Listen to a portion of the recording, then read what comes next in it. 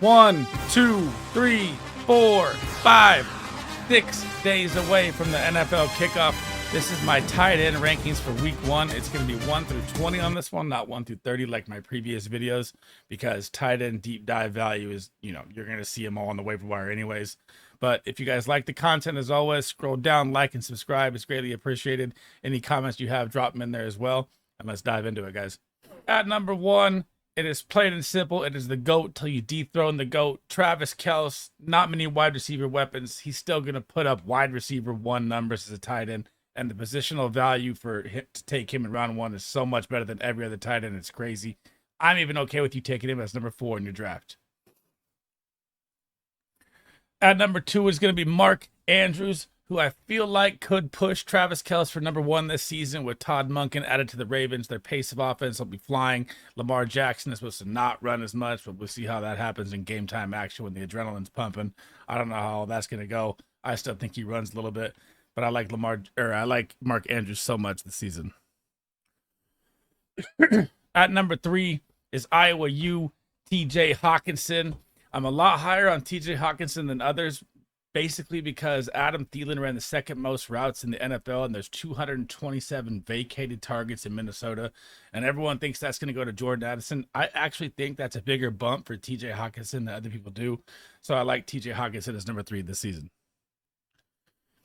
At number 4, it is the Waller Baller. The hype for this guy is through the roof, and I'm on board with it. I know he's 31, and there is injury concerns, but if you watch the preseason, he got 66% target share every time him and Danny Dimes were on the field. This could be an explosive. He could even push wide or tight end 1 possibly. So I like Darren Waller a lot this season. At number 5 is Kittle Diddle Diddle down the middle. Average 17.7 points per game down the stretch with Brock Purdy. I mean, he loves his tight end. Their connection is great. Kittle is actually great value in round 5 in your draft. You should be smash, smash, smash when he's there. At number 6 is David Njoku. This is my bold tight end call of the year. This man saw 22 red zone targets last year, second behind Travis Kelce. Deshaun Watson is now dialed into the system, another year under his belt. Off-season camp, ready to roll. He's such a big body. If he stays healthy, that is the key factor to his season. If he stays healthy, I will almost guarantee a top 6 finish for David Njoku. At number 7 is the crazy amount of target tight end Pat Freiermuth. I don't think people understand last year this guy saw 98 targets.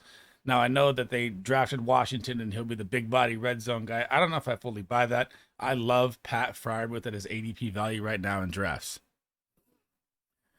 At number 8 is Dallas Goedert, who was tight end 3 last year on the season till injury. I feel like he's calling out the 1,000 yards. He's tweeting it out. He's calling the shots. I like Dallas Goedert so much this season. I mean, I feel like I have him at 8 right now, and I feel like he will be 5, 6 come next week when I do my rankings again. At number 9, I'm going to buy into it purely based for Kyle Pitts' value this season. He is finally ranked at the right ADP since his rookie season, where you're not overdrafting him in the 3rd or 4th round and getting 0 production. Now you get him about 7 or 8, which is perfect value for a tight end where he's at. I like the opportunities that he'll have this season because Desmond Ridder, when he came in last year, the Falcons passed the ball on average 8 times more a game. I feel like Kyle Pitts will actually produce a little bit more value than last season this season. At number 10 is the Dolchmeister, another one of my reaches. So this guy's a lot lower on other people's boards, but I like him so much as a joker tight end, lines up all over the field. And now you have Jerry Jeudy out 4 games. I feel like Courtland Sutton is not the guy he was. So people are like, oh, let's get Courtland Sutton.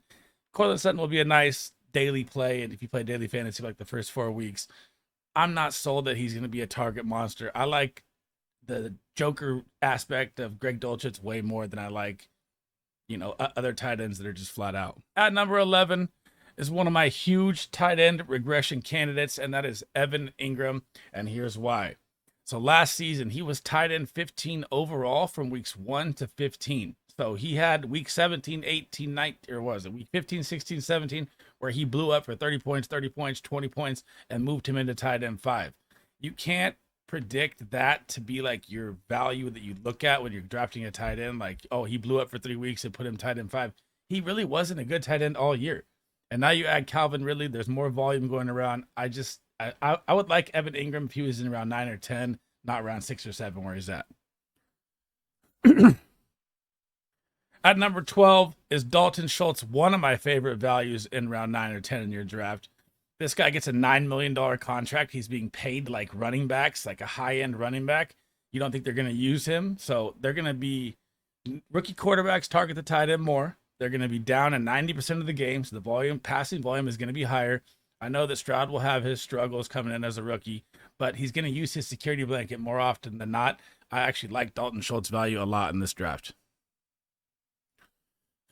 At 13 is Cole Kmet, who also started to click with Justin Fields late in the season. He had like a 6 touchdown stretch in the last 3 games, 2-2-2, balling out. I know they added Robert Tonyan, which is, I don't even know if that really matters, but they might run 2 tight end sets. I just need the Bears passing volume to go up for Cole Kmet to go up because the talent is there with Cole Kmet. Big body, big size. He can move. He can break tackles. He's elusive, great hands.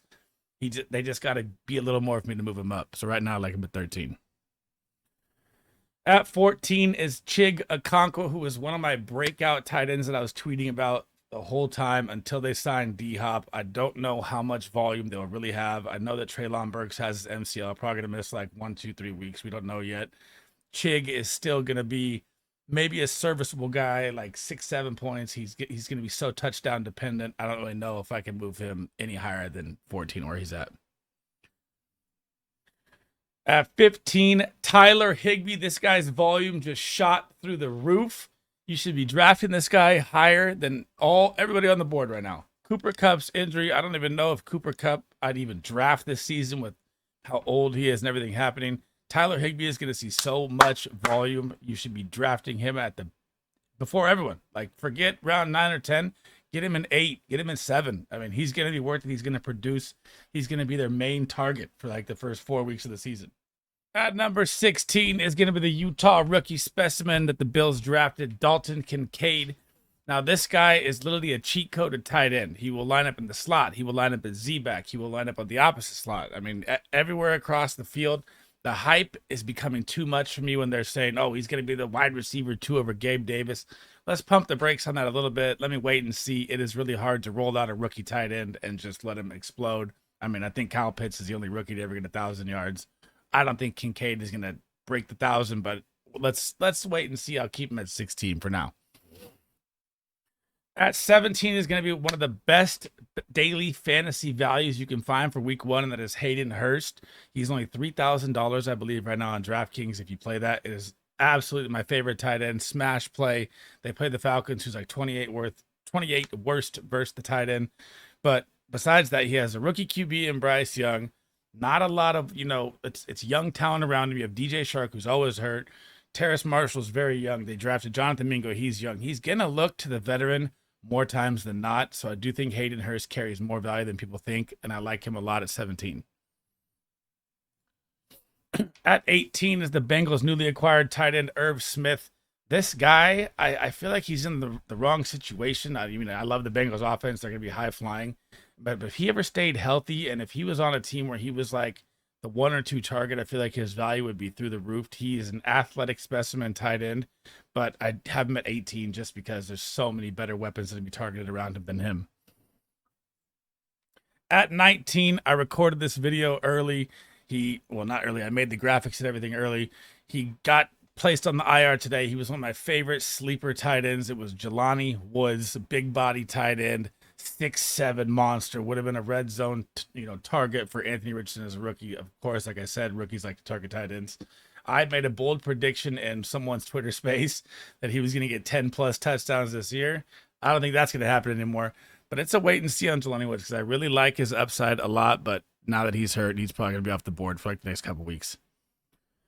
At number 20 is going to be Tyler Conklin, who no matter what, just does Conklin things. Man, this guy's always going to be a safe floor of 5 to 7 points, regardless of a touchdown. If he gets that touchdown, obviously he's over the edge.